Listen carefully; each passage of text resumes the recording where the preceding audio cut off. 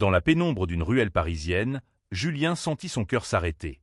Les flashs des appareils photo crépitaient comme une tempête, et les cris excités de la foule lui donnaient l'impression d'être une proie traquée. Il serra la main d'Éloi, cherchant un refuge dans ce chaos, mais son fiancé, rayonnant sous les projecteurs, semblait danser au rythme de cette frénésie. Julien, 32 ans, avait toujours rêvé d'un mariage discret, un moment suspendu dans le temps, partagé avec ceux qu'il aimait. Une petite église en pierre dans la campagne normande, une poignée d'amis, des vœux murmurés sous un chêne centenaire, c'était son idéal. Éloi, 34 ans, son amour depuis 5 ans, avait promis de respecter ce souhait. Pourtant, ce soir-là, place du Trocadéro, entouré de caméras et d'influenceurs agitant leurs smartphones, Julien se sentait trahi. Éloi, avec son charisme naturel et son sourire qui faisait fondre les cœurs, était un vidéaste connu sur les réseaux sociaux. Sa chaîne, Éloi en liberté, comptait des millions d'abonnés, fascinés par ses récits de voyage, ses confessions intimes et son style de vie flamboyant. D'origine martiniquaise, il avait grandi à Fort-de-France avant de s'installer à Paris pour poursuivre ses rêves. Son énergie débordante et son ambition avaient séduit Julien, un libraire discret qui préférait les pages jaunies des romans aux écrans lumineux. Leur amour était un équilibre fragile entre deux mondes, l'intimité feutrée de Julien et l'exubérance publique d'Éloi. Mais ce soir, l'équilibre s'était brisé. Éloi avait transformé leur demande en mariage en un spectacle médiatique. Des drones bourdonnaient au-dessus de leur tête, capturant chaque angle, tandis qu'une équipe de tournage dirigée par une femme en tailleur rouge criait des instructions. Julien sentit une boule se former dans sa gorge. « Pourquoi ne m'as-tu pas prévenu » murmura-t-il, sa voix tremblante à peine audible sous le vacarme. Éloi, ajustant son nœud papillon avec un éclat de rire, répondit « Parce que tu aurais dit non, mon amour. » Julien recula d'un pas, son regard cherchant une issue. Les badauds s'agglutinaient, certains applaudissant, d'autres filmant avec leur téléphone. Une pancarte lumineuse clignotait derrière eux. Julien et Éloi, l'amour en grand. C'était trop. Trop de bruit, trop de lumière, trop de regards. Il lâcha la main d'Éloi et s'éloigna, ignorant les appels de son fiancé. La foule s'écarta à peine, et il se fraya un chemin jusqu'à une petite fontaine, où il s'assit, le visage dans les mains. Éloi le rejoignit quelques minutes plus tard, son sourire éclatant terni par une lueur d'inquiétude. « Julien, qu'est-ce qui ne va pas ? C'est notre moment. Le monde doit voir à quel point on s'aime. » Julien releva la tête, ses yeux brillants de larmes contenues. « Ton monde, Éloi. Pas le mien. » Le silence qui suivit pesa lourd entre eux. Éloi s'assit à côté de lui, posant une main hésitante sur son épaule. « Je voulais que ce soit inoubliable, » murmura-t-il. Julien secoua la tête. « Je voulais que ce soit à nous. » Ce moment marqua le début d'une fracture. Leur histoire, née dans la douceur d'une librairie du Marais où Éloi avait un jour poussé la porte à la recherche d'un roman rare, était désormais exposée aux yeux de tous. Julien avait aimé la spontanéité d'Éloi, sa manière de transformer chaque instant en aventure. Mais cette fois, l'aventure était un cirque, et Julien n'était pas prêt à jouer le rôle principal. Les jours suivants furent tendus. Julien retourna à sa librairie, les pages d'antan, un havre de paix rempli d'étagères en bois et d'une odeur de papier ancien. Il y passait ses journées à conseiller des clients, à réorganiser des rayonnages, à s'immerger dans un monde où il contrôlait le rythme. Éloi, lui, continuait de poster des vidéos. Une publication titrée « La demande du siècle » atteignit 1 million de vues en une nuit. Les commentaires affluaient. « Vous êtes tellement beaux ensemble. Quel moment magique !» Mais Julien ne voyait que l'invasion de leur intimité. Un soir, alors que la librairie était vide, Éloi apparut à la porte, une bouteille de vin rouge à la main. « On peut parler ?» demanda-t-il, sa voix plus douce que d'habitude. Julien hésita, puis hocha la tête. Ils s'assirent à une petite table au fond du magasin, entourés de livres. Éloi expliqua son rêve. Un mariage grandiose, une célébration qui inspirerait d'autres couples, surtout ceux qui, comme eux, avaient dû se battre pour être acceptés. « Je veux montrer au monde que notre amour est légitime, Julien. Pas juste un moment volé dans l'ombre. » Julien écouta, le cœur serré. Il comprenait les intentions d'Éloi, son besoin de visibilité, de reconnaissance. Éloi avait grandi dans une famille où son homosexualité était un sujet tabou, et son succès en ligne était sa revanche, sa façon de crier au monde qu'il existait, qu'il aimait, qu'il vivait. Mais Julien, lui, avait grandi dans une petite ville normande où l'intimité était une valeur sacrée. Pour lui, l'amour ne se mesurait pas en vues ou en likes, mais en regards échangés, en silence partagé. « Je t'aime, Éloi, » dit-il enfin, sa voix brisée. « Mais je ne veux pas être un symbole. Je veux juste être ton mari. » Éloi baissa les yeux, la bouteille de vin intacte entre eux. Pour la première fois, il semblait à court de mots. Les semaines passèrent, et la tension grandit. Éloi planifiait le mariage comme un metteur en scène, réservant des lieux prestigieux, invitant des célébrités des réseaux sociaux, négociant avec des sponsors. Julien, lui, s'enfermait dans son silence, assistant aux réunions avec un sourire forcé. Une question le hantait. Pouvait-il épouser un homme qui semblait aimer davantage l'idée de leur mariage que l'homme qu'il était censé épouser? Un soir, alors qu'ils dînaient dans leur petit appartement du 11e arrondissement, Julien posa une question qui changea tout. « Éloi, si je te demandais d'abandonner tout ça, les caméras, les sponsors, la foule pour un mariage simple, juste toi et moi, le ferais-tu » Éloi resta silencieux, son regard fixé sur son assiette. Ce silence, plus que tout, brisa quelque chose en Julien.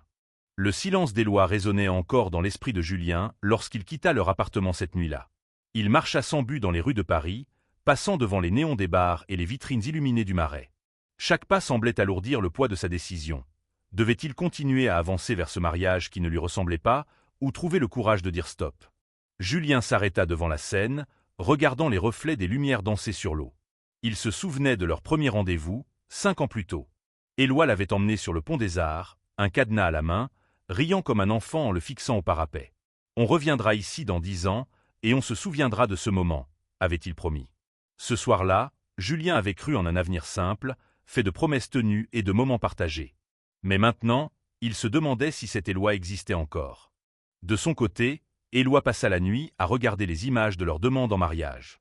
Chaque plan, chaque sourire, chaque flash était parfait. Pourtant, en revoyant le regard perdu de Julien au milieu de la foule, il sentit une pointe de culpabilité. Il voulait que leur amour soit une inspiration, un symbole pour ceux qui doutaient encore que 2 hommes puissent s'aimer ouvertement. Mais à quel prix? Le lendemain, Éloi tenta de renouer le dialogue. Il se rendit à la librairie, apportant un bouquet de pivoine, les fleurs préférées de Julien. « Je veux qu'on trouve un compromis, » dit-il, son ton inhabituellement sérieux. Julien, occupé à ranger des livres, posa son regard sur lui. « Un compromis? Éloi, tu as invité un magazine People à notre mariage. Tu as signé un contrat avec une marque de champagne pour filmer la réception. Où est ma place dans tout ça ?» Éloi s'approcha, posant les pivoines sur le comptoir. « Ta place, c'est à côté de moi. Toujours. » Mais Julien secoua la tête. « Pas si je dois partager cet instant avec des millions d'inconnus. » La conversation s'arrêta là, chacun repartant avec un nœud dans la poitrine. Les semaines qui suivirent furent un tourbillon de préparatifs. Éloi, fidèle à lui-même, transforma chaque étape en contenu pour sa chaîne. Il filma le choix des costumes, la dégustation du gâteau, les essayages des alliances. Chaque vidéo était un succès, mais Julien s'éloignait un peu plus à chaque publication. Il se surprenait à rêver d'une fuite, d'un mariage secret dans un village perdu, loin des caméras. Un jour, alors qu'il rangeait des livres dans la réserve, Julien reçut un appel de sa meilleure amie, Claire, 35 ans, une avocate parisienne au franc-parler légendaire. « Julien, tu as l'air d'un fantôme. Qu'est-ce qui se passe ?» demanda-t-elle, sa voix pleine de sollicitude. Julien, d'ordinaire si discret, se confia. Il lui parla de ses doutes, de sa peur de perdre Éloi, mais aussi de perdre lui-même dans ce mariage spectacle. Claire l'écouta, puis dit simplement « L'amour, c'est un choix. Si Éloi ne choisit pas ton bonheur, alors c'est à toi de le faire. » Ces mots restèrent avec Julien. Ce soir-là, il prit une décision. Il écrivit une lettre à Éloi, posée sur la table de leur cuisine, avant de partir pour quelques jours chez sa mère en Normandie. Dans cette lettre, il exprimait tout, son amour, sa douleur, son besoin d'un mariage qui leur ressemble. « Si tu veux m'épouser, Éloi, retrouve-moi à Étretat, sous le grand chêne près de l'église. Pas de caméra, pas de foule. Juste toi et moi. » En Normandie, Julien retrouva un semblant de paix. La maison de sa mère, une petite bâtisse entourée de pommiers, était un refuge. Il passa ses journées à lire, à marcher le long des falaises, à réfléchir à ce qu'il voulait vraiment. Éloi, lui, resta à Paris, lisant et relisant la lettre. Pour la première fois, il se demanda s'il avait poussé son ambition trop loin. Il décida de faire un geste. Il posta une vidéo, sobre, sans musique ni effet. Assis dans leur appartement, face à la caméra, il parla avec une vulnérabilité qu'il montrait rarement. « J'ai voulu faire de notre mariage un événement, mais j'ai oublié l'essentiel, l'homme que j'aime. Julien, si tu vois ça, je te promets de faire mieux. » La vidéo fit le tour du web, touchant des milliers de personnes. Mais Julien, déconnecté dans sa retraite normande, ne la vit pas. À son retour à Paris, Julien trouva Éloi changé. Il avait annulé plusieurs contrats avec des sponsors et réduit la liste des invités. « Je veux qu'on fasse ça à ta manière », dit Éloi, ses yeux brillant d'une sincérité nouvelle. Julien, ému mais prudent, accepta de donner une chance à ce nouvel Éloi. Mais les vieilles habitudes ont la peau dure. À l'approche du mariage, Éloi ne put s'empêcher de partager des bribes de leurs préparatifs sur les réseaux. Une photo de leurs alliances, un extrait de leurs vœux, une vidéo des décorations. Chaque publication rallumait les doutes de Julien. Était-ce vraiment possible de changer un homme qui vivait pour la lumière? Le jour du mariage approchait, et la tension entre Julien et Éloi atteignit son paroxysme. Julien voulait croire en la promesse d'Éloi, mais chaque nouvelle publication en ligne était comme une piqûre, un rappel que leur amour était devenu un spectacle. Pourtant, il y avait des moments où Éloi redevenait l'homme dont il était tombé amoureux, celui qui riait aux éclats en renversant du café sur son carnet de notes, celui qui l'embrassait dans le cou en murmurant des poèmes improvisés. Ces instants donnaient à Julien l'espoir que tout n'était pas perdu. Un après-midi, alors qu'il visitait une salle de réception à Montmartre, Julien surprit Éloi en train de filmer discrètement avec son téléphone. « Tu filmes encore ?» demanda-t-il, sa voix tremblante de frustration. Éloi rangea son téléphone, penaud. C'était juste un souvenir, Julien. Pas pour les réseaux. Mais le mal était fait. Julien quitta la salle sans un mot, laissant Éloi face à son reflet dans les vitres de la basilique Sacré-Cœur. Ce soir-là, Éloi décida de prendre les choses en main.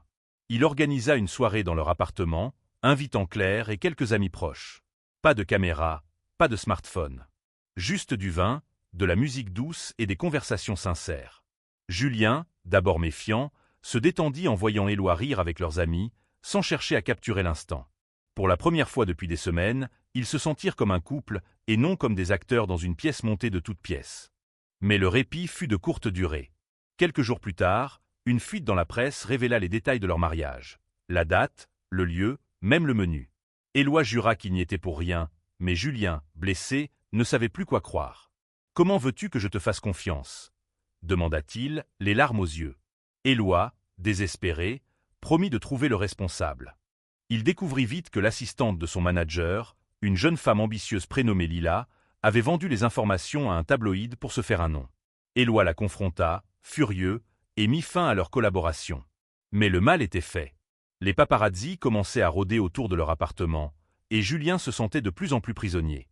Dans un élan de désespoir, Julien proposa une solution radicale. Et si on annulait tout? On pourrait s'enfuir, se marier en secret, loin de tout ça. Éloi, pour la première fois, sembla considérer l'idée. Mais son hésitation blessa Julien davantage. « Tu ne peux pas t'en empêcher, n'est-ce pas ?» murmura-t-il avant de partir. Julien trouva refuge chez Claire, qui l'accueillit avec une tasse de thé et une écoute attentive. « Tu l'aimes, Julien. Mais l'amour ne suffit pas toujours, » dit-elle. Ces mots, bien que douloureux, firent écho en lui. Il passa la nuit à réfléchir, pesant chaque moment passé avec Éloi, chaque rire, chaque larme. Pendant ce temps, Éloi, seul dans leur appartement, commença à remettre en question son propre comportement. Il ouvrit son ordinateur et supprima plusieurs publications de sa chaîne, celles où Julien apparaissait malgré lui. Il écrivit un message à ses abonnés, annonçant une pause. « Je dois me recentrer sur ce qui compte vraiment », écrivit-il. Puis, il prit une décision. Il partit pour Étretat, là où Julien lui avait demandé de le rejoindre dans sa lettre. Sous le grand chêne près de l'église, il attendit, espérant que Julien viendrait.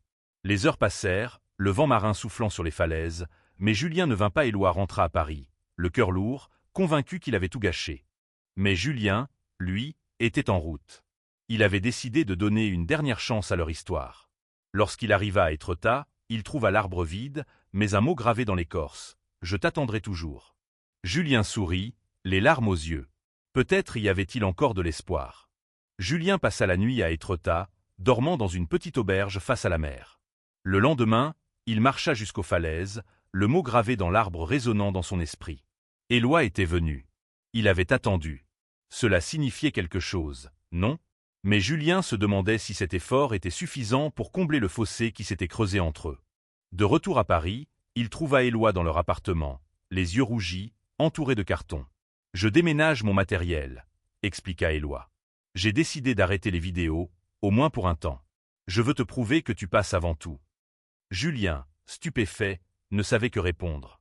Était-ce un sacrifice sincère ou un autre geste théâtral? Ils passèrent la soirée à parler, vraiment parler, pour la première fois depuis des mois. Éloi admit qu'il s'était laissé emporter par son besoin de reconnaissance. J'ai voulu faire de notre mariage un symbole, mais j'ai oublié que c'était d'abord notre histoire, dit-il, la voix tremblante. Julien, touché, sentit son cœur s'adoucir. Mais il restait prudent. Je veux te croire, Éloi. Mais j'ai besoin de temps. Ils décidèrent de reporter le mariage, prenant le temps de reconstruire leur relation. Éloi tint parole, il ne posta plus rien, et son manager, penaud après l'incident avec Lila, accepta de limiter les intrusions médiatiques.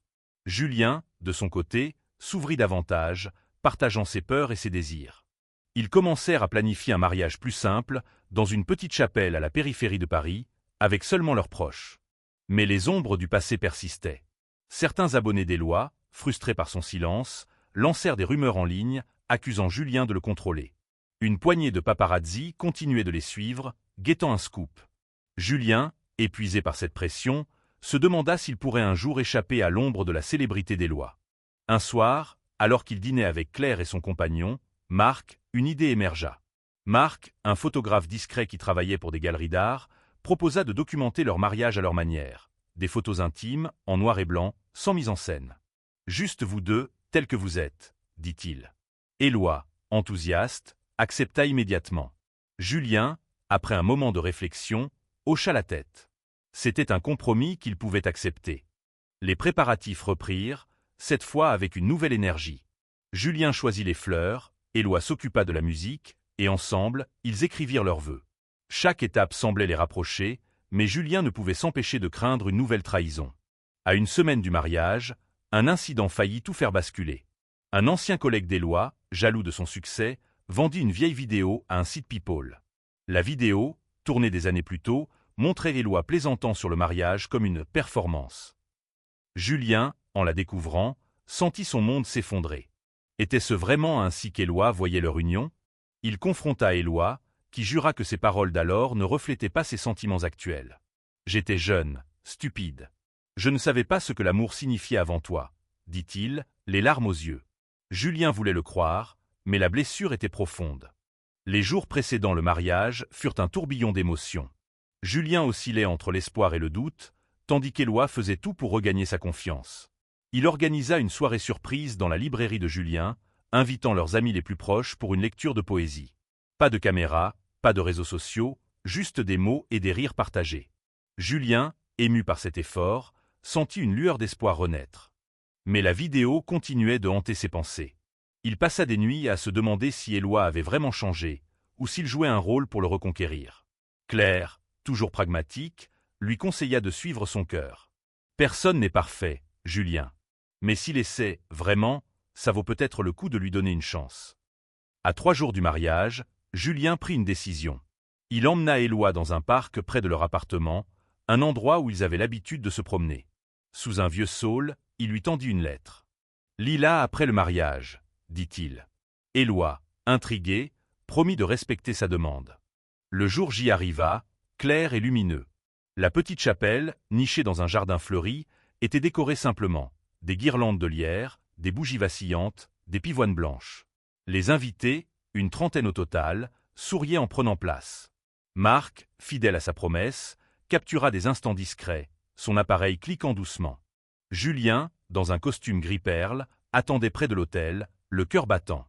Lorsqu'Éloi entra, vêtu d'un costume bleu nuit, leurs regards se croisèrent, et pendant un instant, le monde extérieur disparut. Ils échangèrent leurs vœux, simples mais sincères.